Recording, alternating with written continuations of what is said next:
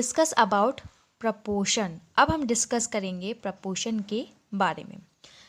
सबसे पहले we know that the symbol, ठीक है, हम इस सिंबल के बारे में जानते हैं, ठीक है। This symbol is a ratio symbol, ठीक है, हम इस सिंबल के बारे में जानते हैं और ये जो सिंबल है वो किसका है, रेशो का सिंबल है, ठीक है।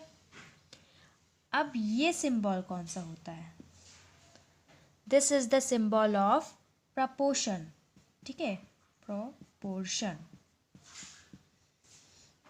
अब आया समझ में कि ये सिंबल रेशो का है and this symbol is proportion, ठीक है।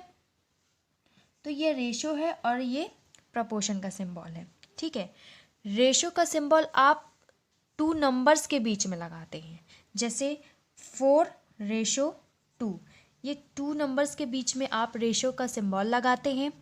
प्रपोर्शन का सिंबल कब लगाया जाता है, टू रेशो के बीच में, ठीक है। ये सिंबल कब लगाते हैं, टू नंबर्स के बीच में, और इस सिंबल का यूज़ हम कब करते हैं, टू रेशो के बीच में, जैसे 4:2 प्रपोर्शन 3:21, ठीक है, 3:21। तो आया समझ में कि रेशो का सिंबल टू नंबर्स के बीच में लगता है और प्रपोर्शन का सिंबल टू रेशो के बीच में लगता है, ठीक है। तो प्रपोर्शन क्या होता है, ठीक है, तो टू रेशो के बीच में क्या लगता है, प्रपोर्शन लगता है, ठीक है। अब देखो, अगर ये जो टू रेशो है, ठीक है, ये टू रेशो दिए गए हैं 4:2 प्रपोर्शन 3:21, तो अगर ये जो टू रेशो हैं आपस में क्या है, इक्विवेलेंट है, इक्विवेलेंट मतलब इक्वल है, तो वो क्या कहलाएगा, प्रपोर्शन कहलाएगा, ठीक है। फॉर एग्जाम्पल मान लीजिए यहाँ पर लिखा है 16:24, ठीक है, प्रपोर्शन 20:30, ठीक है। अब हमको ये जो दो रेशो दिए हैं इनके बीच में देखना है कि ये दोनों एक दूसरे के इक्विवेलेंट हैं या नहीं।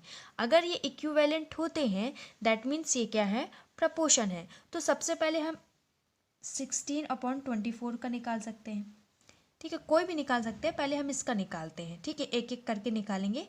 और 16:24 को हम इस वे में लिख सकते हैं। तो इसको जब हम डिवाइड करेंगे तो एक ही टेबल से डिवाइड करना है, क्योंकि हमको किस फॉर्म में लाना है, सिंपलेस्ट फॉर्म में लाना है। तो देखिए ये 4 से डिवाइड हो जाएगा, 4 × 16, ठीक है, 4 × 6 = 24।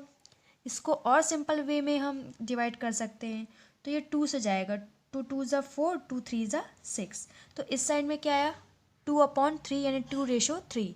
अब इसमें देखते हैं, इसको मैं ऐसे ले सकते हैं 20/30, तो 10 × 2 = 30, 10 × 2 = 20 एंड 10 × 3 = 30।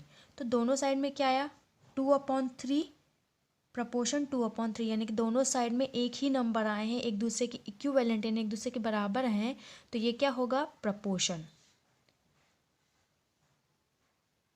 तो देखो यहाँ पर दोनों साइड में नंबर कैसे आए हैं, इक्वल आए, यहाँ पर भी 2:3 आया और यहाँ पर भी 2:3 आया है।